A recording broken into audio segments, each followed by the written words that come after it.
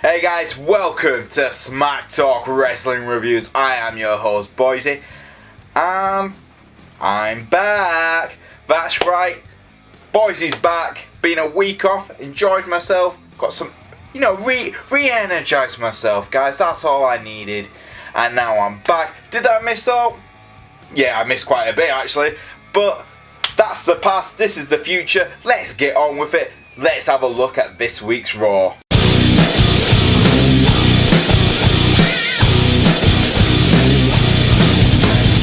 We kicked off the show with Stephanie McMahon, and she tried to rally up the WWE Universe. Stephanie can do this quite well, but thankfully she was interrupted by the man herself, Becky Lynch. Thank God the $1 billion princess was interrupted, because let's be honest, the crowd kind of like, oh, is Stephanie now a heel babyface? What is she? I don't know, it's confusing.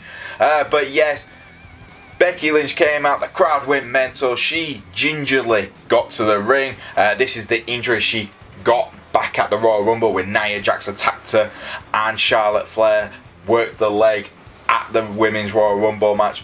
But it was a fantastic promo. This is the type of promo where you just look at it and you go, this is the Stone Cold Steve Austin level of brilliance. She's there, she doesn't give a crap.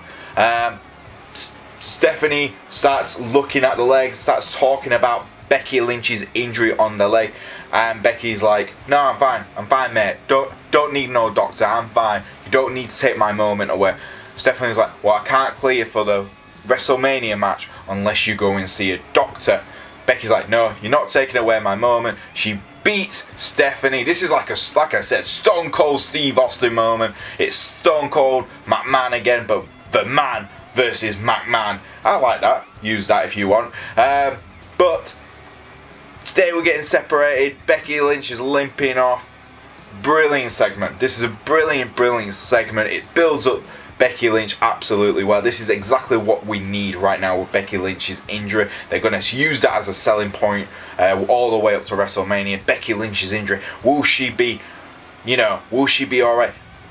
She was also suspended from Stephanie. That's why Becky attacked her, because she suspended her until she goes and gets medically checked. But that doesn't just end the segment. Not just that. Becky's backstage getting escorted out of the building. Obviously, she's still a SmackDown superstar at this moment, and she comes across the arch enemy, Ronda Rousey, and Ronda kills a heelish promo towards Becky Lynch. Becky just grins, smiles, and walks away. I love Becky Lynch for all this. I can't wait to see how this goes. This is a great way to build up the Becky Lynch-Ronda Rousey feud towards WrestleMania. So I'm going to give this a 3 out of 5 star. Fantastic promo, fantastic work by everyone, including Stephanie McMahon. Next up we had a match, and this was pretty much a follow-up to the opening promo segment where we had Ronda Rousey taking on Liv Morgan. Now, all the commentators were pretty much saying, well, with Becky being suspended now, this is a great opportunity for Liv Morgan or one of the Riot Squad to really, get this opportunity. If they can pin Ronda Rousey, they could have a shot at Ronda at WrestleMania. So, injecting that subject of someone else could be added to this match. Who could it be? What could happen to add a little bit more flavour to the Ronda Rousey-Becky Lynch feud? Which is great. I love that.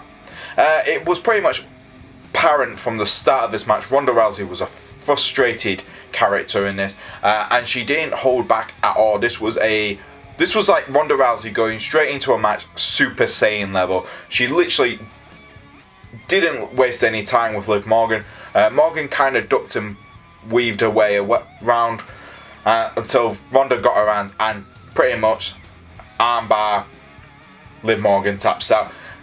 Then Ronda challenges Sarah Logan. Sarah accepts. They get into a bit of a match. Again, Sarah gets a bit more because she's the muscle of the Riot Squad. She gets a bit more offensive into this, but obviously Ronda doesn't take much time to get over that power. And then she puts her in the armbar, and Sarah Logan taps out. Ruby Riott kind of has a stare off between the two of them and goes nah, and walks away with the rest of the Riot Squad. For me, this was good for the Ronda Rousey Becky Lynch storyline, but it kind of destroys the Riot Squad quite easily. Like I said, it's kind of going OP Ronda Rousey way too quick in this match. I wish we actually had a competitive match, but for what we got, I'm going to give it 2 out of 5 stars. Definitely interesting match for the first match of the night. Next up, we got a tag team #1 contenders match. This was a 4 corners tag team match. If you go into your opponent's corner, you can get tagged in, and the first one team to get a pinfall is the winner. And the teams were the Lucha House Party versus Heavy Machinery versus the Revival versus the B Team. Pretty much the majority of the Raw tag team division.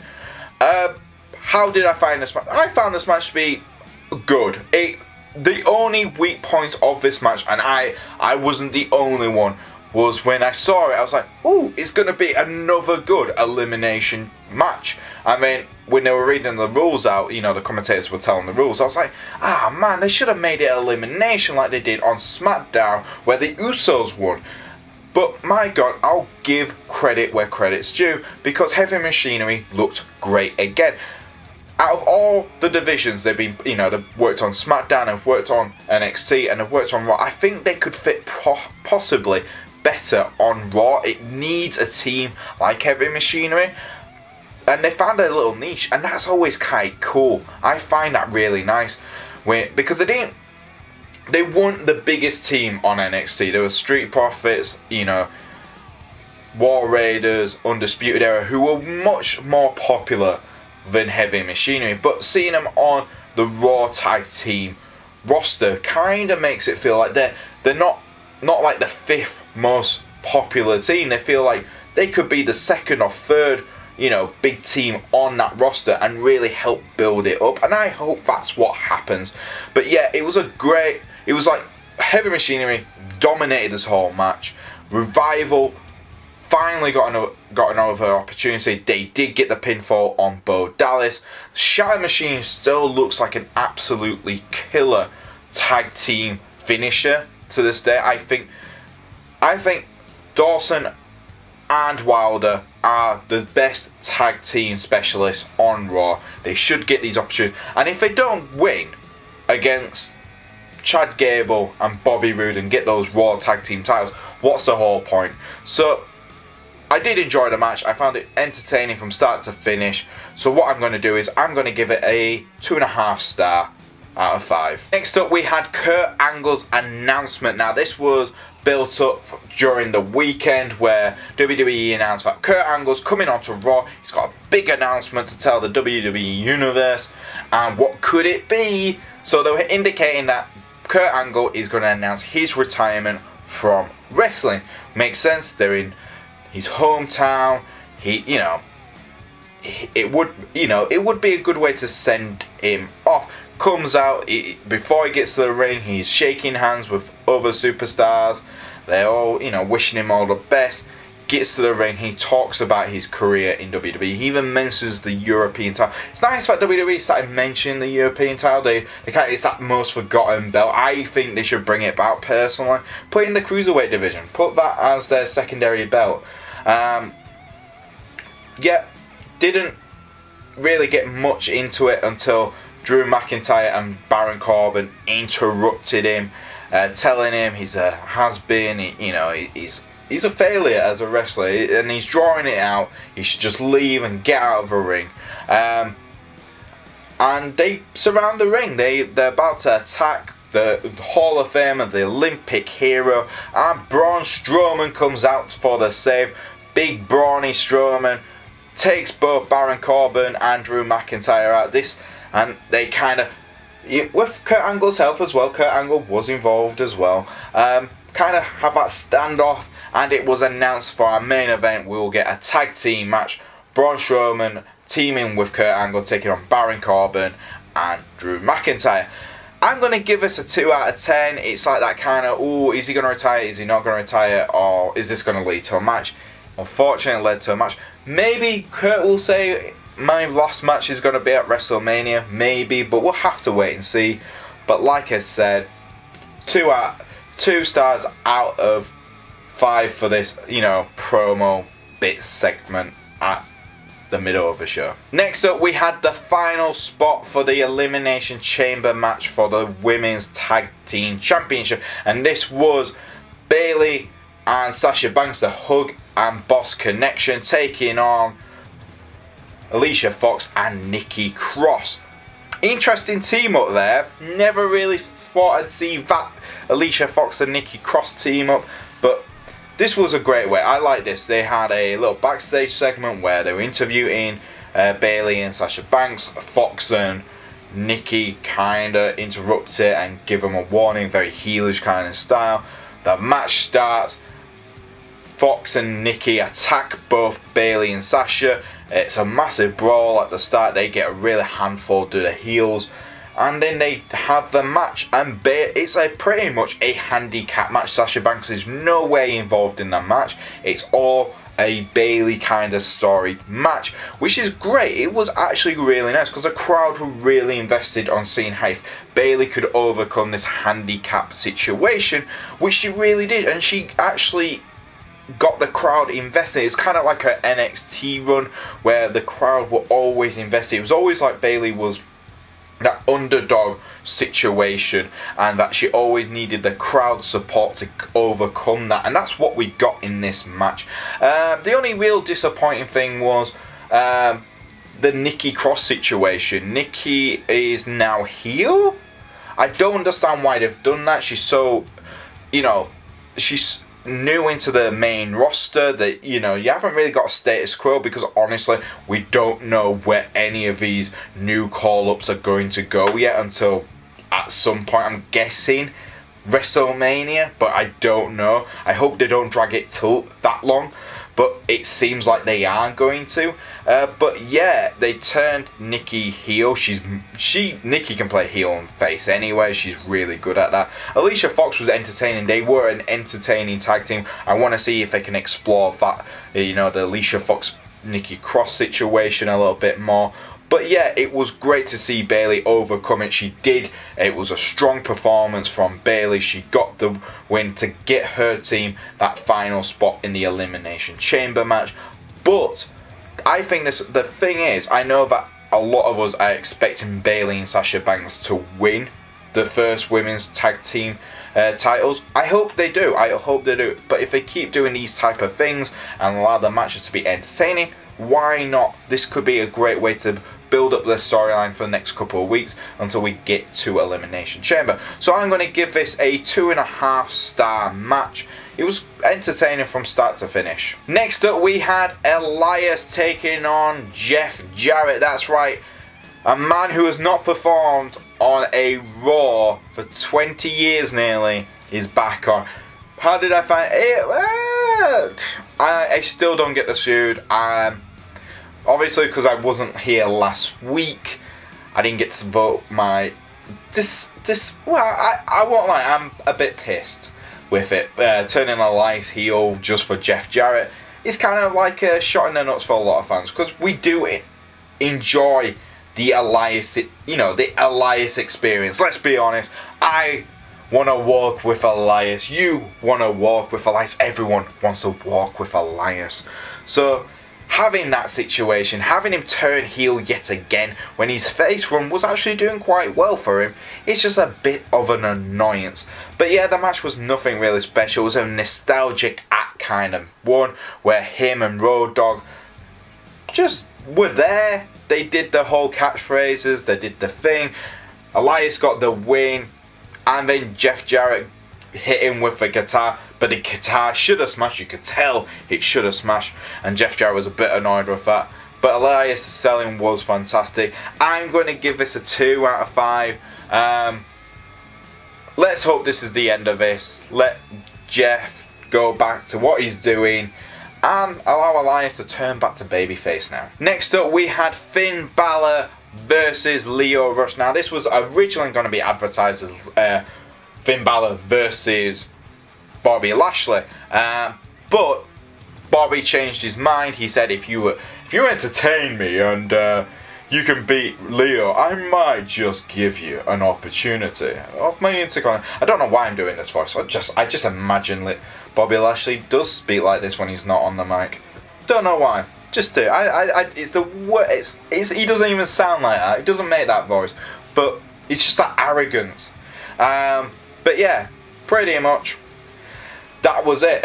It was interesting mainly because you had Bobby Lashley attack Finn before the bell rang, working on the ribs, and that was the big thing. Before the match, they talked about the ribs injury, which he suffered from Brock Lesnar. Then Bobby Lashley attacked him last week, and then again straight away attacked the ribs straight away. Lio Rush, I was hoping for a really high-flying, great match between the two of them. We got a lot of cool little moves from Lio Rush. Lio Rush is an athlete to keep an eye on. He's a superstar who can pull off moves where you go, oh man, that is impressive. And he does. There was even a bit where he did something on the ring, but the camera, it was so quick that even the cameraman couldn't even keep up with his moves. That's impressive. The only downfall for the whole match for me was Lio Rush's obviously not going to go on full pelt, and Finn Balor is selling the ribs, so that's kind of like, well, Finn can't do his high flying moves, he can't pull off big moves, because it's kind of like, this is where it's going to be, this is what the story they're telling. And yes, it worked. Bobby Lashley got involved a few times in the match, the referee kicked him out. Finn and Leo had a good back and forth until Finn overpowered. It's odd to see Finn Balor overpower someone. Obviously, he's usually sold as the underdog, but this time he was the stronger out of the two. He finally got his upper hand over Lio Rush, defeated Lio Rush.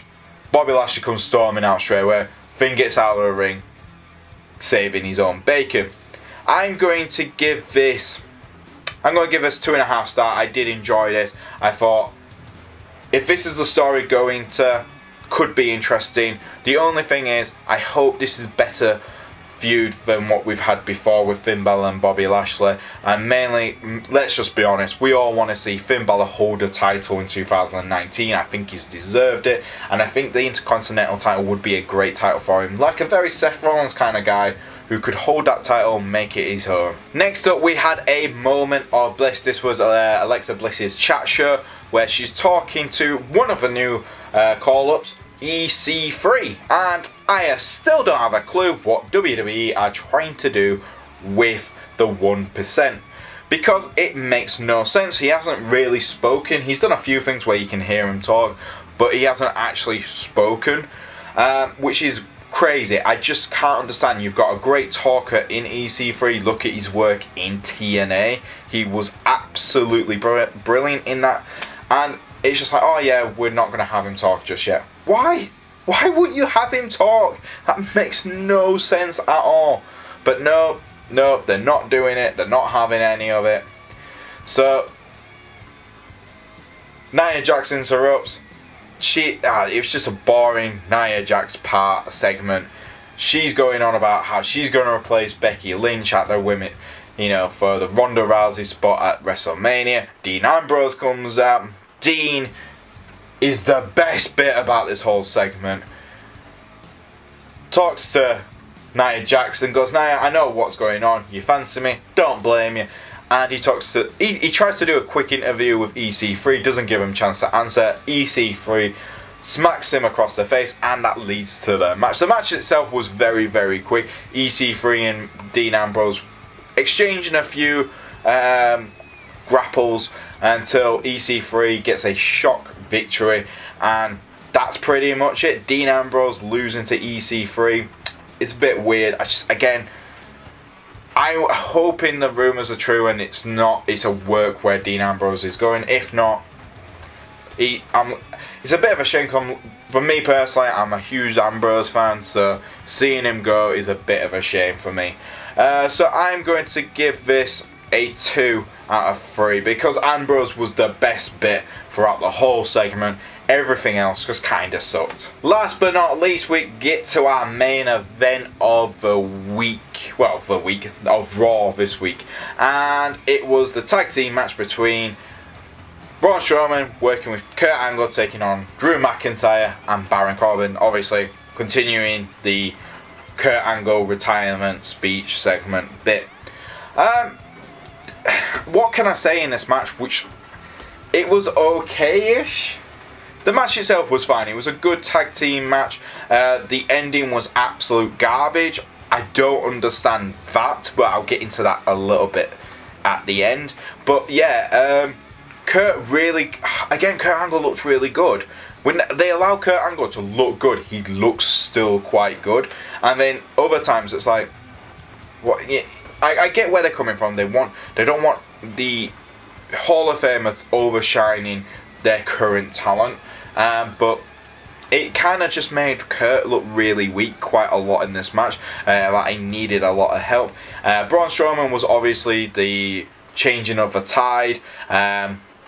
He got involved in the match. Braun Strowman and Baron Corbin have good little chemistry between each other. I can't wait to see how that goes. Baron Corbin and Drew McIntyre, impressive tag team. They got good chemistry as a team as well. But it wasn't a great main event. Yes, the heels won because Braun Strowman got disqualified for hitting Baron Corbin because he wasn't the legal. But yet it makes no sense because we see loads of tag team matches in WWE where that rule kind of gets flown out all the time. So it was a bit stupid. The heels tried to after they overpowered Braun. They kind of went after Kurt Angle. They were about to damage him like they did with Braun Strowman with getting the steel steps into the center ring and chokeslamming him. But Braun came in for the rescue. He chokeslams Drew McIntyre on the steel steps. He also chokeslams Baron Corbin. And the baby faces are kind of victorious, even though they're not. I'm going to give this a 2.5 star, mainly because Kurt Angle looked alright at the start. Braun Strowman is entertaining, and Braun and Drew have great chemistry. Just give them a proper singles match, that's all I ask for. But yeah, 2.5 star out of 5. And there you go, guys, that is Raw for this week. What did I think? Very mediocre. I didn't think the show was anywhere good as a couple of weeks ago. I think just before Royal Rumble and stuff like that, I thought the tide was changing on Raw. I thought everything, but now it just kind of feels like it's gone back to the default same kind of matches we've got before. Seth Rollins not being there was a bit of a disappointment. Obviously they're selling these injuries and stuff like that, but it would have been nice to see the men's Royal Rumble winner as well there. Becky Lynch is the highlight of whatever show she's on. She is the Stone Cold Steve Austin of the whole show. She was the best part of Raw this week. So if you want my advice, just watch the Becky Lynch segment, and there you go. Watch the highlights of the rest of the show because you're not really missing much. Stupid parts are Nikki Cross being heel, Elias being heel. I just don't understand those heel turns. But yes, what am I going to give a final score? I'm going to give it a final score of 2 out of 5 stars. Not that good this week, guys. But what did you think of Raw? Leave it in the comments below. And don't forget, if you do like our content, please like, subscribe, and press the bell to keep notified. If you want to follow us on the old Twitter, it's at Boise88. And if you want to follow the channel, it's at Smack Talk YouTube. And if you want to follow us on the old Instagram, it's Smack Talk Wrestling 2017. And I'll see you guys next time on Smack Talk Wrestling Reviews.